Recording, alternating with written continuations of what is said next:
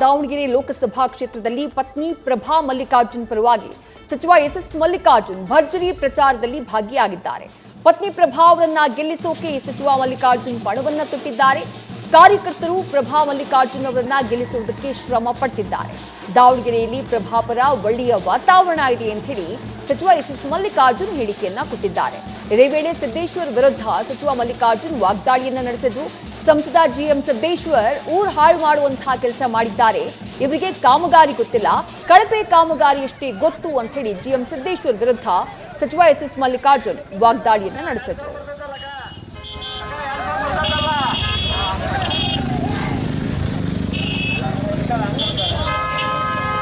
ಈ ಬಾರಿ ಕಾಂಗ್ರೆಸ್ ಪಕ್ಷದ ಅಭ್ಯರ್ಥಿಗಳು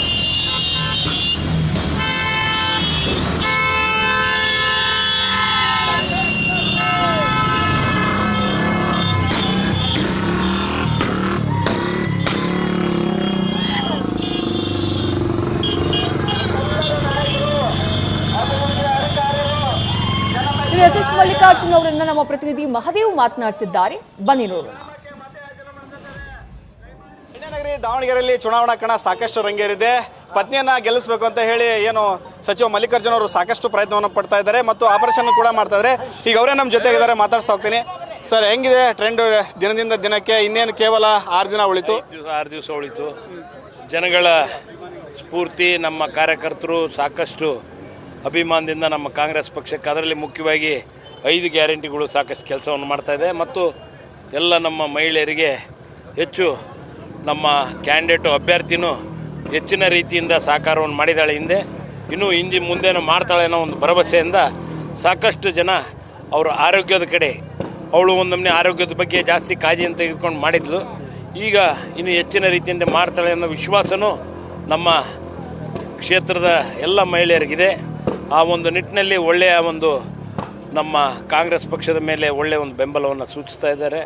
ಒಳ್ಳೆಯ ರೀತಿಯಿಂದ ಇದು ನಮ್ಮ ಕಾಂಗ್ರೆಸ್ ಪಕ್ಷಕ್ಕೆ ಪ್ರಭಾ ಮಲ್ಲಿಕಾರ್ಜುನ್ಗೆ ಹೆಚ್ಚು ಮತಗಳು ಬೀಳ್ತವೆ ಅಂತ ನನಗೆ ಸಂಪೂರ್ಣವಾದ ವಿಶ್ವಾಸ ಇದೆ. ನಾವು 3 ಕೋಟಿನ ಖರ್ಚು ಮಾಡಲಿ, 4 ಕೋಟಿ ಅವತ್ತಿನ ದಿವಸ ಈ ನೀರಿನ ಬವಣೆ ನೀಗಿಸಲಿಕ್ಕೆ ಏನಾಗಬೇಕಾಯ್ತೋ ಮೂಲಭೂತ ಸೌಕರ್ಯಗಳು ಬರೀ 3 ಕೋಟಿಯಲ್ಲಿ ನಾವು ಮಾಡಿ ದಾವಣಗೆರೆ ಜನತೆಗೆ ನೀರು ಕೊಟ್ವಿ. ಇವತ್ತಿಂಥ ಬೇಸಿಗೆಯಲ್ಲಿ ಇವತ್ತು ಅಷ್ಟು ನಮಗೆ ನೀರಿನ ಅಭಾವ ಕಾಣ್ತಾ ಇಲ್ಲ.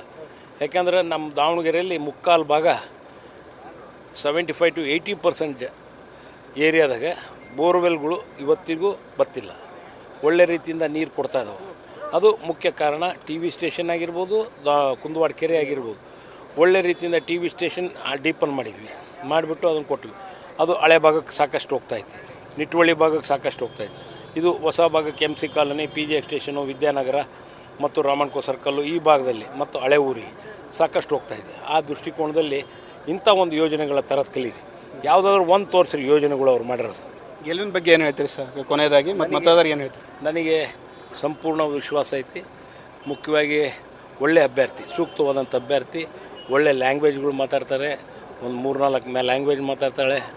ಒಳ್ಳೆ ಪಾರ್ಲಿಮೆಂಟ್ನಾಗ ಮಾತನಾಡಿ ಒಳ್ಳೆಯ ಒಂದು ದಾವಣಗೆರೆಗೆ ಏನಾಗಬೇಕು ಅದ್ರ ಬಗ್ಗೆ ಮತ್ತು ನಮ್ಮ ರಾಜ್ಯದ ಬಗ್ಗೆ ಒಂದು ಏನು ಕೇಳಬೇಕು, ಏನು ಮಾಡಬೇಕು ಅನ್ನೋದ್ರ ಬಗ್ಗೆ ಸಂಪೂರ್ಣವಾದ ಅರಿವಿದೆ.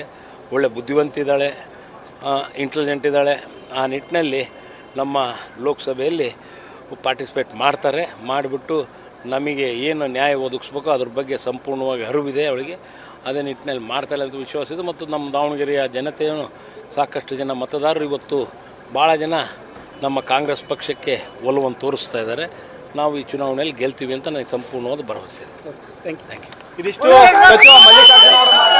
ಈ ಚುನಾವಣೆಯಲ್ಲಿ ನಾವು ಗೆಲ್ತೀವಿ. ಪ್ರಭಾ ಮಲ್ಲಿಕಾರ್ಜುನ್ ಅವರು ಬುದ್ಧಿವಂತ ಇದ್ದಾರೆ. ಈ ಸರಿ ಬುದ್ಧಿವಂತರನ್ನ ಆಯ್ಕೆ ಮಾಡಿ ರಾಜ್ಯಕ್ಕೆ ಮತ್ತು ಜಿಲ್ಲೆಗೆ ಏನು ಬೇಕೋ ಆ ನ್ಯಾಯವನ್ನು ಒದಗಿಸುವಂಥ ಕೆಲಸವನ್ನು ಮಾಡ್ತಾರೆ. ಜನರು ನಮ್ಮ ಜೊತೆಗಿದ್ದಾರೆ, ಅವ್ರನ್ನ ಗೆಲ್ಲಿಸ್ತಾರೆ ಅನ್ನೋ ಮಾತನ್ನು ಹೇಳಿರುವಂಥದ್ದು. ಕ್ಯಾಮರಾ ಪರ್ಸನ್ ಲೋಕೇಶ್ ಜೊತೆ Mahadev B G, News First Davangere. News First ನಿರ್ಭೀತಿಯಿಂದ ನಿಮ್ಮ ಪರವಾಗಿ.